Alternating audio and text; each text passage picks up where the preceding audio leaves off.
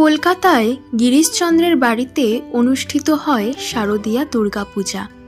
ভক্তবীর গিরিশচন্দ্রের একান্ত ধারণা, শারদা জননীর অবস্থানকালে তার দর্শন ছাড়া এ পূজা বৃথা। মাকে যদি না আনা হয় মন্দিরে, তাহলে কি হবে এই পূজা করে? ভক্তবীর জানান প্রার্থনা। দেবী শারদাকে বলেন, মাগো, তোমাকে আসতেই হবে, থাকতে হবে পূজা মণ্ডপে, না হলে পূজা আয়োজন হবে না। বিশ্বাসী প্রাণের পূজায় সাড়া দেন মা শারদা। গিরিশচন্দ্রের আহ্বানে তিনি না এসে পারলেন না। ভক্ত বলরাম বসুর বাড়িতে মা এলেন। দেশ থেকে এসেছেন, শরীরে তার অসুস্থতা, তবুও মা এলেন। ষষ্ঠীর বোধন, সপ্তমী পূজা একে একে উদযাপিত হলো মায়ের সামনেই। তার পরের দিন অষ্টমী পূজা, কিন্তু সকালে জ্বরে বাতের বেদনায় মা শয্যাশায়ী। অষ্টমী সন্ধি শুভলগ্ন। বিষণ্ণ ব্যথিত চিত্তে গিরিশচন্দ্র চলে গেলেন পূজা মণ্ডপ থেকে। সন্ধি পূজা তিনি দেখলেন না। মাতৃহীন মায়ের পূজা তিনি কি করে দেখবেন?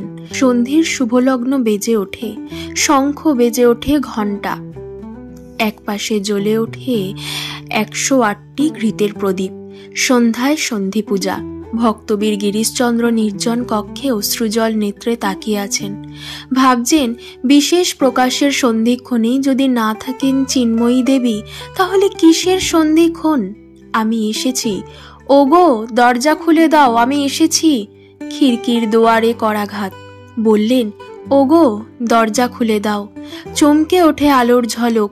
ধীর পদক্ষেপে মৃন্ময়ীমার পাশে দাঁড়ালেন আনন্দময়ী শারদা। আনন্দে উল্লাসে জয়ধ্বনি উঠল, ওরে মা এসেছে। ভক্তবীর গিরিশ ছুটে এলেন, প্রণাম করলেন গিরিশচন্দ্র। পরবর্তীকালে গিরিশচন্দ্র বলেছেন, আমি সেদিন ভেবেছিলাম মা তুমি আর আসবে না, হয়তো সব ব্যর্থ হয়ে গেল, জীবন বৃথা। আমার ব্যথা বুঝেছিলেন মা, তাই তিনি এলেন। সন্ধ্যার অন্ধকারে রুগ্ন শরীর নিয়ে মায়ের কণ্ঠে সাড়া জাগল, ওগো দুয়ার খুলে দাও। এমনই করেই মা তার সন্তানদের আঁকড়ে ধরেছিলেন। মায়ের অমৃত স্পর্শে ধন্য হতো সবাই। বেলুর মঠে নতুন প্রাণের সাড়া জেগেছে। শ্যামা পূজার পবিত্র দিনে মায়ের চরণধূলিতে বেলুরের প্রাণে হয়েছে নবীন চেতনার সঞ্চার। সন্তানদের মধ্যে সাড়া পড়ে গেল। মাকে ফিরে পাওয়ার পরম আনন্দ। বীর বিবেকানন্দ বললেন, মা আমরা গাইব তোমারই জয়গান, এখানে তো সবাই তোমার। মা হাসলেন। অশান্ত ছেলেদের শান্ত করে মাকে বসতে হলো জোগাড়ে। মাকে ফিরে পেয়ে ছেলেরা মেতেছে। আনন্দ আর গান খোল করতালে মধুর হয়ে উঠল বেলুর মঠ।